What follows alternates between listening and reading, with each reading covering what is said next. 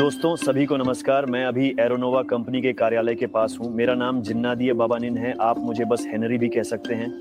मैं कंपनी का कर्मचारी नहीं हूँ, लेकिन एक निवेशक और भागीदार के रूप में मैं देखना चाहता हूँ कि आज कंपनी में क्या हो रहा है। एक सुखद संयोग से मुझे अपने साथी के साथ कंपनी के कार्यालय में जाने का मौका मिला।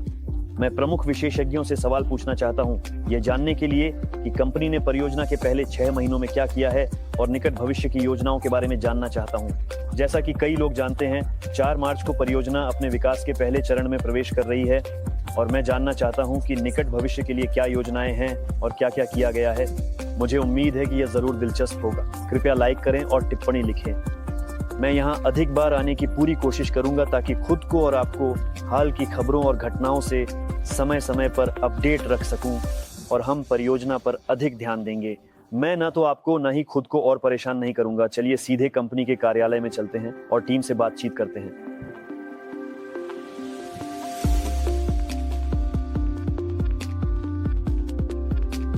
अब हम सीधे एरोनोवा कंपनी के विशेष रूप से कार्यालय में हैं। मैं यहाँ आखिरी और एकमात्र बार नवंबर महीने में एक बड़ी सम्मेलन के बाद आया था जो मॉस्को में हुआ था। तब कार्यालय अभी भी काफी खाली था। चलो जरा देखते हैं यहाँ अब क्या है। चलिए थोड़ा और देखते हैं।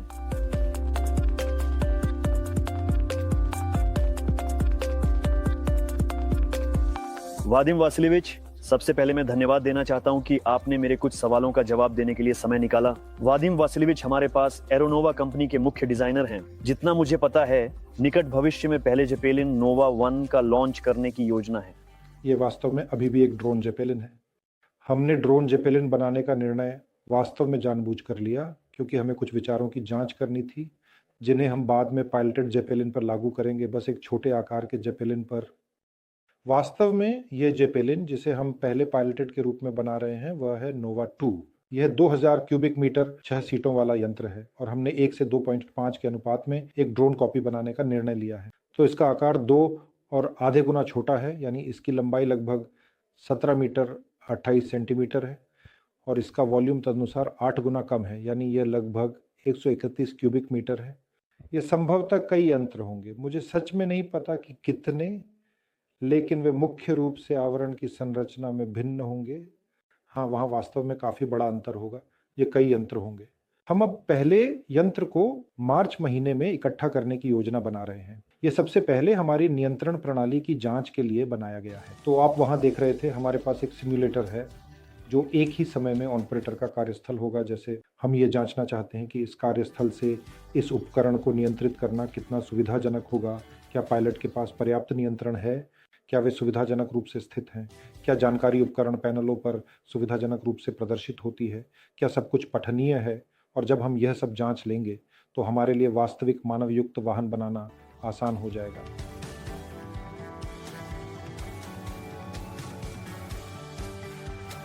दोस्तों, अलेक्जेंडर ने कृपया अपने काम के बारे में थोड़ा साझा करने के लिए सहमति दी है। अलेक्जेंडर हमारे पास प्रोटोटाइपिंग का काम करते हैं, अगर मैं सही समझा। सही है। अपने काम के बारे में कुछ शब्द, आप अभी क्या कर रहे हैं? अब हम वास्तव में जेपेलिन के लिए एक बहुत ही महत्वपूर्ण वॉल्व बना रहे हैं, छोटे और उपयोगी ड्रोन के लिए, जिसे निकट भविष्य में लॉन्च किया जाएगा। शुरुआत में सपोर्ट सिस्टम में 3D मॉडल विकसित किया जाता है, यानी यह स्वचालित डिजाइनिंग सिस्टम है। फिर हम इसे थोड़ा समय लेकर 3D प्रिंटर पर प्रिंट करते हैं।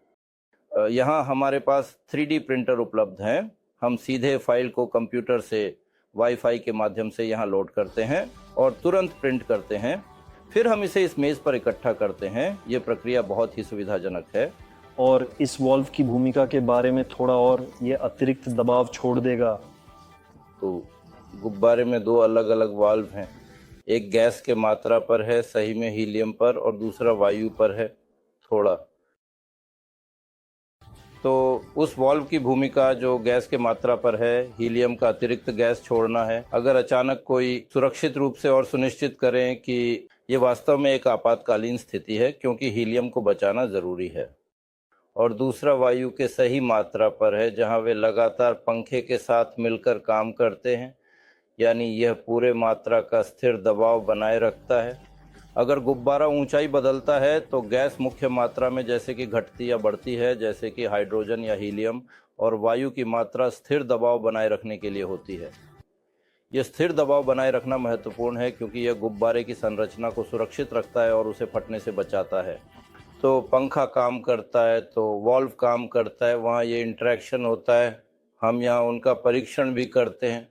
हमारे पास अपना एक स्टैंड है, ये एक रिसीवर है, बड़ा मोटे तौर पर एक गुब्बारा, यहाँ इसे रखा जाता है। हम इसे यहाँ गलियारे में आराम से रख सकते हैं और फिर इसे बैटूट पंखे से धीरे धीरे भर सकते हैं, थोड़ा और समय लेकर आराम से। वहाँ जैसे एक आवरण की नकल होती है, हम इसे लटकाते हैं, वहाँ दबाव बनाया जाता है, हम मापते हैं और कंप्यूटर पर सेंसर से मान दर्ज किया जाता है और हम यहाँ पर वॉल्व की उपयुक्तता का मूल्यांकन भी कर सकते हैं। हाँ। दोस्तों, हमारे पास इंजीनियर सरगेई भी हैं जो प्रोटोटाइपिंग में लगे हुए हैं और इस प्रोजेक्ट में महत्वपूर्ण भूमिका निभा रहे हैं। कुछ शब्द बताइए कि आप क्या कर रहे हैं, कौन सी दिलचस्प विकास आप अभी थोड़ा भी कर रहे हैं। हम टीम में एलेक्जेंडर के साथ काम कर रहे हैं। उन्होंने आपको पहले ही काफ़ी कुछ बता दिया है, मुझे थोड़ा समझ में आया। मैं इस समय उस पंखे पर विशेष ध्यान दे रहा हूं जो ड्रोन गुब्बारे पर स्थापित किया जाएगा, और एक ऐसा उपकरण भी है जो उड़ान को रोकने के लिए है, जिसे हम सावधानी पूर्वक परीक्षण करेंगे। ये वास्तव में लगभग कैसे काम करेगा? यहाँ एक रेडियो ट्रांसमीटर होगा जो कुछ सिग्नल प्राप्त करेगा। जब कोई आपातकालीन स्थिति उत्पन्न होती है तो उस पर एक सिग्नल प्राप्त होगा। इसके बाद निक्रोम तार पर वोल्टेज प्रदान किया जाएगा ताकि वह सही ढंग से कार्य कर सके। यहाँ एक मेम्ब्रेन होगी जो बस जल जाएगी। इसके अनुसार जैसे एक छिद्र खुलेगा, यो एक ऐसा आपातकालीन वाल्व और आवरण में दबाव छोड़ दिया जाएगा। आवरण को भरने के लिए पंखा काम कर रहा है। जैसे एक निचोड़ने वाला हवा आती है। हाँ, जब गिरावट होती है तो दबाव गिरता है और आवरण की विशेषताएं बनाए रखने के लिए इसे हवा से भरना ज़रूरी है, जैसे कि अक्सर होता है।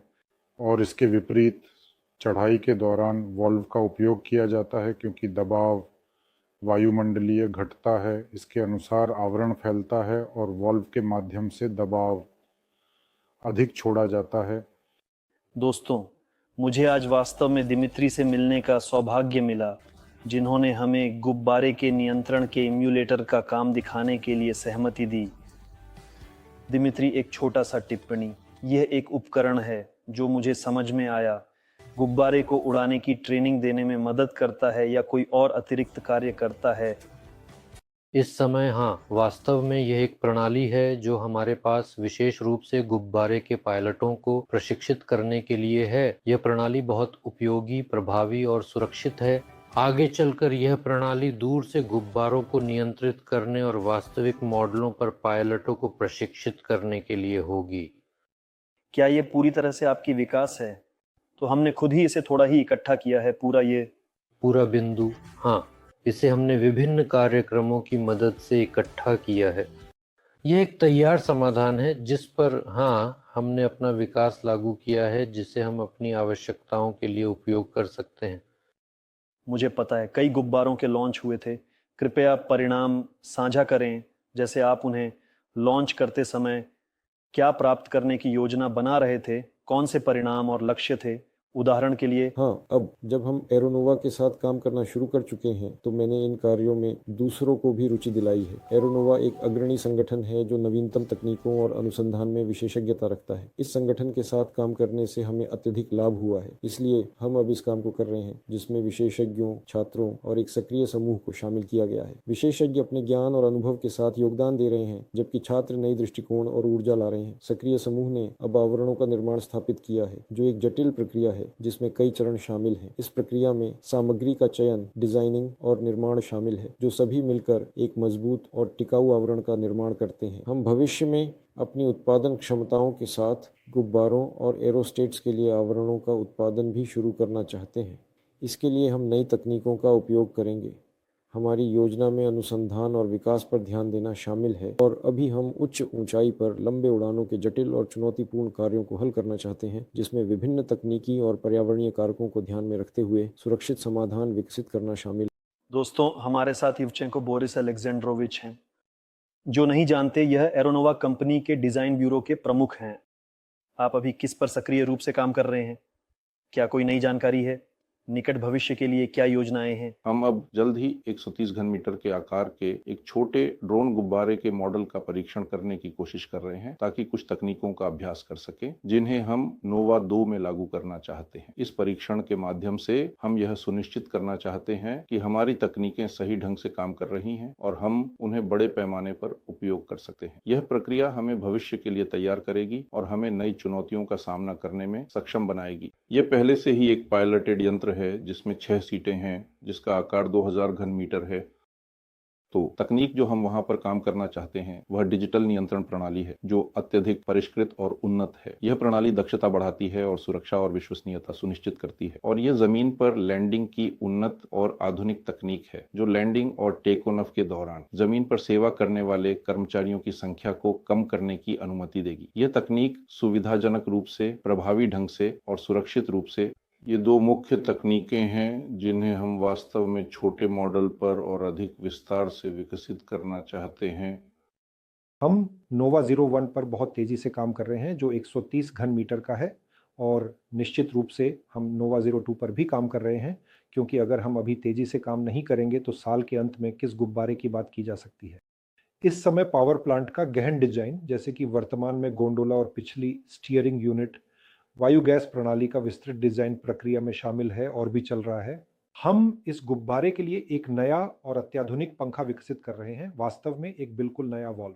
यह विशेष रूप से इस मॉडल के लिए ही बनाया जा रहा है, ताकि यह बेहतर कार्य कर सके। वास्तव में वर्तमान में अब काम चल रहा है। मैं सच में यह भी नहीं कह सकता कि किस यंत्र पर अधिक तीव्रता से, दोनों पर सबसे तीव्र मोड में। हम धीरे धीरे अगले प्रोजेक्ट पे काम करना धीरे धीरे शुरू कर रहे हैं, लेकिन ये अभी भी बहुत प्रारंभिक है। हम इस दिशा में पहले कदम धीरे धीरे उठा रहे हैं। ये सब थोड़ा समय लेगा, थोड़ा धैर्य रखना होगा। हम बहुत योजना बना रहे हैं कि सब कुछ क्रमिक होगा, यानी जो हमने छोटे यंत्र पर विकसित किया है हम उसे बड़े यंत्र पर स्थानांतरित करेंगे, और बड़ा यंत्र कार्यों में भी जोड़ा जाएगा, क्षमताओं में जोड़ा जाएगा, और हम कदम दर कदम आगे बढ़ेंगे बड़े गुब्बारे की ओर, जैसा कि हमने एरोनोवा कंपनी के विकास योजना में कहा था। हमारे पास अंततः क्या है?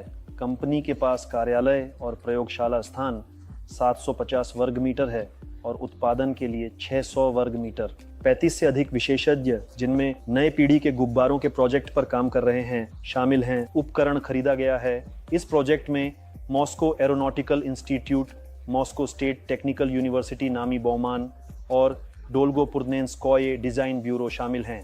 पहला ड्रोन गुब्बारा नोवा 1 विकसित किया गया है, जिसका आकार 130 घन मीटर और लंबाई 17 मीटर है। विमानों के स्ट्रेटोस्फीयर में लॉन्च किए गए हैं।